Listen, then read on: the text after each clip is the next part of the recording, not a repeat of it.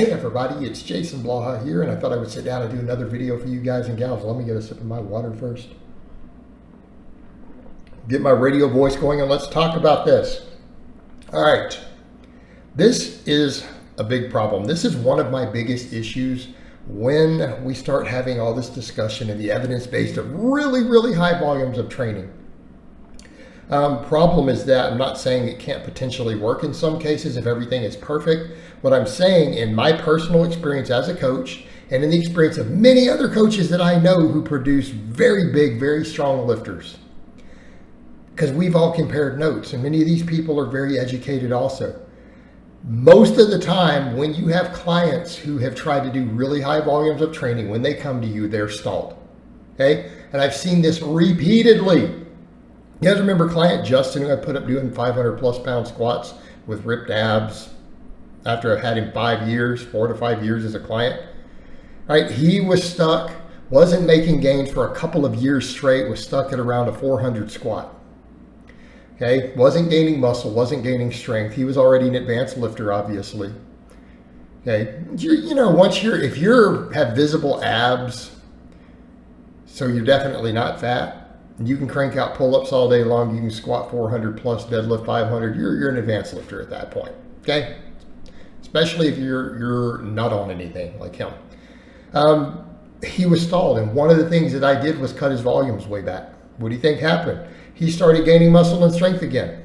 He was flat overtraining, doing 20 to 30 sets per muscle group every week, pretty much year round, okay? And he trained hard. He stalled. I've had other more novice lifters who come to me who were doing programs they got off the tubes, doing these programs, and they're doing 20, 25, 26 sets for a lot of their muscle groups. All their lifts are stalled, they're not making gains. And when I say stalled, I don't mean, oh, they're advanced or intermediate lifters. I've seen guys who literally struggle with 135 for work sets on a bench, who were like, I haven't been able to get past this. I haven't been able to get past 135 pounds on the bench for 5 reps for months. I mean, I'm talking that level of strength. Like, I can squat, 200 pounds for a few reps and I can't get any further. And I'm not getting bigger and I'm eating, I've gained a little bit of weight, I'm training hard, and then you look at their programs and they're like, oh, I found this off of some other influencer. And I mean, I've seen stuff like this. What do you think we see? You'll look at their upper body and it's like, wait, you're doing 5 sets of bench press, 3 sets of incline, 3 sets of dips, and then doing some flies twice a week. And you start adding it up before long, and it's like you're doing like something like 26 sets or something crazy. 26 sets for your chest. And here's the issue. If the higher volumes always produce great muscle growth, why are these guys all stalling and stuck when they do stuff like that? If it works, why do they stall? Why do they go months with no progress? In spite of the fact that they're eating, because they'll do that and they'll be like, well, I've gained several pounds. So they're not under eating. They're eating plenty of protein.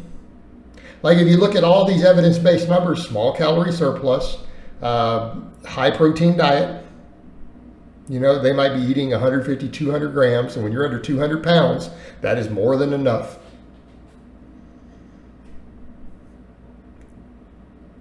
They're training hard. Then what happens? You take that lifter down to where, hey, we're going to cut all this stuff out. Let's just do 5 sets of bench twice a week. And let's do some band press downs for your tricep tendons because your elbows have been hurting. And give them a month. What happens?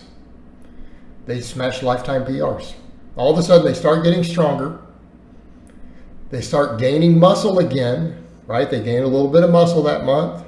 You don't even have to bulk them anymore at that point because they've probably gained a little fat from the bulking with less muscle gain, right? They'll sometimes start recomping a bit. Why? Because somehow they're not recovering from this. This is my problem. This is my problem with this idea that in general will see slightly more muscle growth from the really high volumes. But the truth is, as coaches, how often have we seen people completely stall on that? Notice the people who do well on the amazingly high volumes in the real world tend to be heavily enhanced gifted bodybuilders. The same group that can also do low volume training and still win bodybuilding shows. But we've always seen classic examples of routines for years and years coming up. Even regular routines were like, oh, you need about, maybe 15, 16, even on body part splits. Guys made great gains even on bro splits, which we know are not necessarily optimal, and they would only be doing like maybe 15 sets. Right?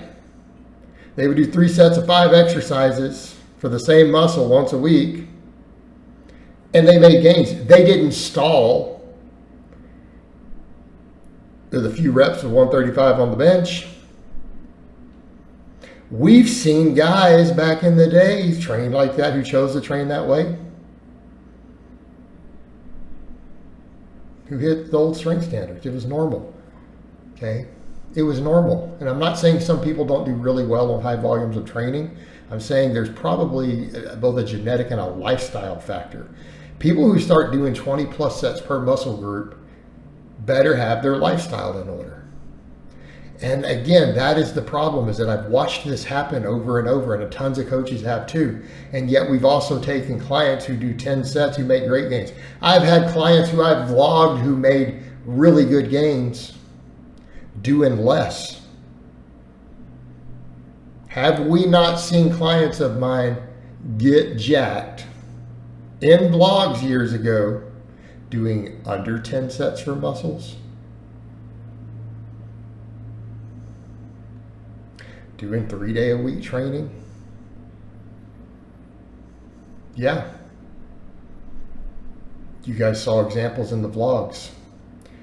They were able to do it. I see more people stall on ultra high volume training from trying to do too much, and I've seen people stall from doing a little bit less, right? Like we can say, oh, that 10 to 20 is probably the sweet spot, but all of us have coaches have had clients who do less than that, who do make really good gains, and they do it clean. Why? Because they train really hard. They eat a lot of quality food. They probably eat a lot of protein. They sleep. But they train hard. And I think that's your key. If clients train hard enough, you can take volumes down pretty dang low, and you'd be surprised how far they get.